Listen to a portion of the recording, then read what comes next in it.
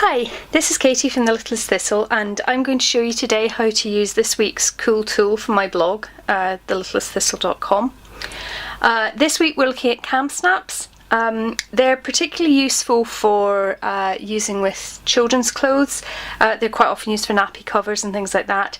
But I also use them when I'm making little pouches and purses and things. They're not very good if you're making bags because they're not particularly heavy duty, so they won't really support much weight. But they're really good if all you need to do is create a little pouch or something to put some money in. And that's what I'm making today. So the various parts that you have of the cam snaps is this piece here, which has got a spike on it. Now, unlike most snaps, you don't actually have to punch a hole in order to insert one of these. The spike bit actually pushes through the fabric for you. The other two halves that you can get are these sort of rounder ones here. Now, for these round ones, they're actually two slightly different sizes. It's very hard to tell the difference between the two of them, but one will go inside the other, and when you actually have them in your hands you can tell which half is which. Any good shop worth their salt will send you the bits in separate bags, so you don't have to try and work out which ones go with which. So what happens is, for each of these halves that are the bits that snap together, there's a spiked bit to hold them from the other side. The way that you actually put them in place is using these pliers. So the cam snap pliers come with different sizes of receptacle at this side. This is for the round, the round spiky bits, because they've got different head sizes on them. This is a size 16 one here, and if it's the right size for the snap that you've got, it will fit quite snugly in there. Most of them come with a couple of sets of these to fit a couple of different sizes.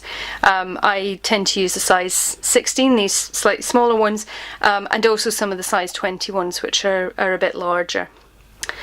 So once you've decided what snaps you're going to use, and you've picked them out, you then need to actually put them through the fabric.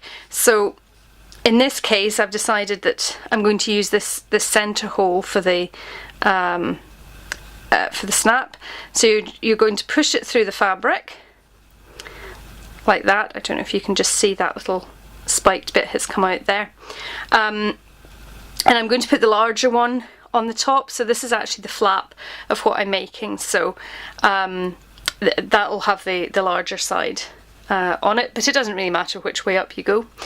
Then you need to just get this so that the round bit slots into the receptacle on the pliers, and you're going to smush this down. And what this effectively does is it smushes the spiked bit and spreads the plastic out. It doesn't need a huge deal of force to do it. That's it, just set there.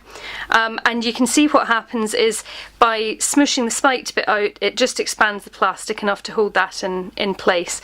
That's why I don't tend to do it with anything that requires any weight, because there's not a huge deal of plastic holding that in place, and you could break it relatively easily.